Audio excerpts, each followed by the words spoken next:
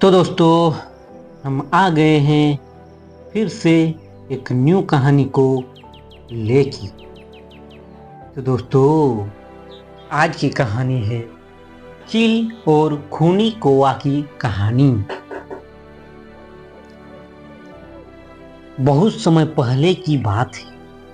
एक घने जंगल में कई तरह के पंछी रहते थे।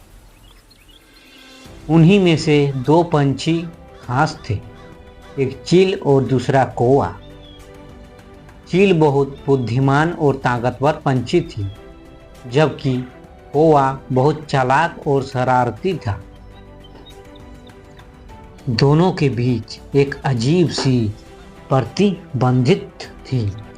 चील हमेशा अपने शिकार में व्यस्त रहती थी, जबकि कौवा अपनी शरारतों से हर किसी को परेशान करता रहता था। एक दिन जंगल में एक घटना घटी, जिनसे दोनों पंछियों की किस्मत बदल दी। जंगल के बीचों बीच एक विशाल तालाब था, जिसमें पानी की बहुत कमी हो गई थी। सभी जानवरों और पंछियों के लिए पानी की तलाश करना मुश्किल हो गया था। चील और कौवा दोनों ने यह महसूस किया और दोनों ही तालाब के पास पहुंचे, जहां पानी का एक छोटा सा हिस्सा बचा हुआ था।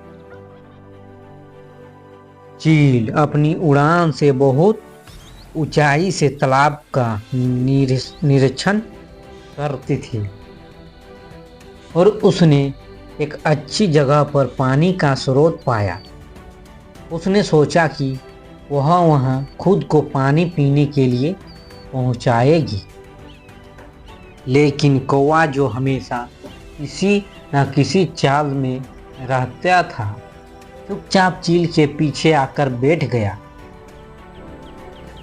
कौवा जानता था कि चील बहुत ताकतवर है और उसे मुकाबला करना मुश्किल होगा, इसीलिए उसने सोचा कि वह चील को एक चाल में फंसा सके। उसने पानी के पास पहुंचते ही चील से कहा, तुम तो बहुत बुद्धिमान हो, लेकिन क्या तुम्हें मालूम है कि इस तालाब में जो भी पानी पीता है वह बहुत धीरे धीरे मरने लगता है।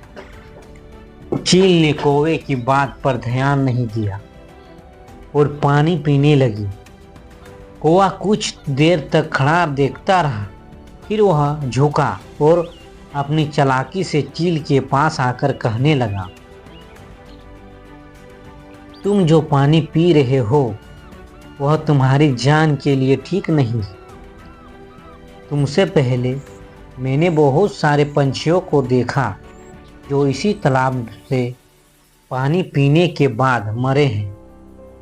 क्या तुम यह नहीं सोचती कि तुम्हें अपनी जान की चिंता करनी चाहिए?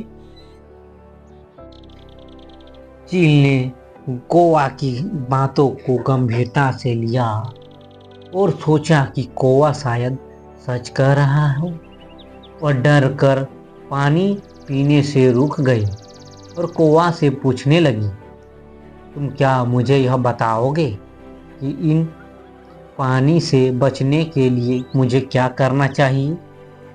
कौवा, जो अपनी चालाकी में माहिर था, अब अपनी योजना को पूरा करने के लिए तैयार था। उसने कहा, तुम्हें इस पानी से दूर जाना होगा। मुझे पता है कि जंगल में एक और जगह है जहां ताजे पानी का स्रोत है। अगर तुम चाहो तो मैं तुम्हें वह रास्ता दिखा सकता हूँ। चील ने कौवा की बातों को सुना और फिर सोचा कि वह कौवा की मदद से अच्छा रास्ता पा सकती है। उसने बिना सोचे समझे कौवा का अनुसरण किया, लेकिन जैसे ही वह जंगल के एक सुनसान हिस्से में पहुंची, कौवा ने उसे धोखा दे दिया। कौवा पहले से तैयार था और जैसे ही वह चील को एक खाली जगह में लाया, उसने चील को पकड़ लिया और उसे एक पेड़ की शाखा से बांध दिया। कौवा ने कहा, अब तुम्हारी मदद मुझे चाहिए और जब तक तुम मेरी मदद नहीं करोगी, मैं तुम्हें यहाँ से नहीं जाने दूंगा। तुमने मेरे कहे बिना पानी पी लिया था, अब तुम्हें मेरी बात माननी पड़ेगी। चील ने समझाया, कौवा तुम बहुत चालाक हो, लेकिन याद रखो कि धोखा देने से हमेशा किसी का भला नहीं होता। अगर तुम मुझे अब छोड़ दो तो मैं तुम्हारी मदद करूंगी। कौवा ने चील की बातों पर ध्यान नहीं दिया और उसे पकड़कर पेड़ से बांध दिया। कुछ समय बाद जब चील ने देखा कि उसका शिकार उसे छोड़ने का नाम नहीं ले रहा है, उसने अपनी शक्ति का प्रयोग किया। वह धीरे धीरे अपनी पंखों को फैलाकर पेड़ से नीचे कूदी और अचानक अपने पंखों से कौवे को अपनी पकड़ से छुड़ा लिया। चील ने कौवा को छोड़ते हुए कहा, कभी भी किसी को धोखा देने का परिणाम अच्छा नहीं होता। मैं तुम्हारे साथ अब कभी नहीं रहूंगी। तुम्हारी चालाकी में मुझे कोई फर्क नहीं पड़ता, लेकिन तुमने अपनी कुत्सित योजनाओं से खुद को नुकसान पहुंचाया है। कौवा उस दिन से बहुत कुछ सीखा। उसे यह एहसास हुआ कि चालाकी और धोखाधड़ी